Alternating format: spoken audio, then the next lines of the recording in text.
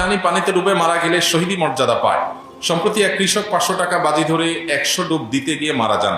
এ ধরনের মৃত্যু কি শহীদি মৃত্যু হিসেবে গণ্য হবে? মোটেই না ভাই, শহীদি মৃত্যু এত সহজ না।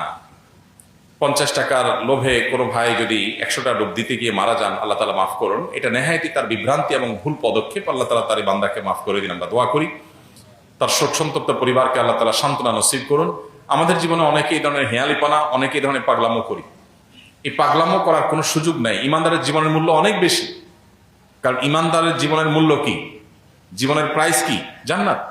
ইমানদারের জীবনের মূল্য কি? জান্নাত। মানে জান্নাতের মতো সবচেয়ে ছোট জান্নাত যে জান্নাতি পাবে, সেও এই পৃথিবীর কমপক্ষে 10 গুণ বড় জান্নাত পাবে। এত বিশাল জান্নাত, এত মূল্যবান নেয়ামত যে জীবনের বিনিময়ে পাওয়া যাবে, সেই জীবন 50 টাকা বিক্রি করার জিনিস না।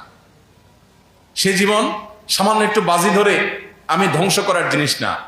সে জীবন কিভাবে বিলীন করতে হয়, সেই জীবন কিভাবে উৎসর্গ করতে হয়, এটা শহীদ শরীফ ওসমান হাদিরা দেখিয়ে গেছে। এটা আবু সাইদরা দেখিয়ে গেছেন কিভাবে সে জীবন উৎসর্গ করতে হয় মানুষের মুক্তির জন্য। এই যে অন্যায়, এই যে অনাচার সমাজে হচ্ছে, আমরা সেটা বাধা প্রদান করার জন্য যদি বের হই, আমি বলছি না আপনাকে মাস্তানি করতে, আপনি সমাজের মানুষকে অন্যায় থেকে বাধা দেওয়ার জন্য কাজ করেন।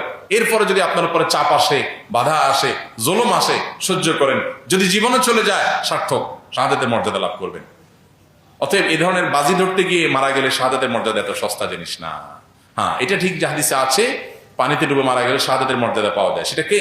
অ্যাক্সিডেন্টলি যদি কেউ পানিতে ডুবে মারা যায়, এটা তো অ্যাক্সিডেন্টলি মৃত্যু বলা যাবে না, বরং এটা নিজেকে বিপদের দিকে ঠেলে দেওয়া বলা যায়। আল্লাহ তাআলা বলেছেন, ওয়ালা তুলকু বিআইদিকুম ইলা তাহলুকা, তোমরা নিজেদেরকে ধ্বংসের দিকে ঠেলে দিও না।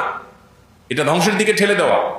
আপনার নিশ্চিত কষ্ট হবে, বিপদ হবে, জেনেও সে কাজটা করা আপনার জন্য জায়েজ নাই পার্থিব কারণে। হ্যাঁ, আল্লাহর সন্তুষ্টির জন্য, আল্লাহর রাহে, আল্লাহকে খুশি করবার জন্য যদি আপনার জীবন যৌবন সবকিছু দিয়ে দিতে হয়, এটা সার্থকতা।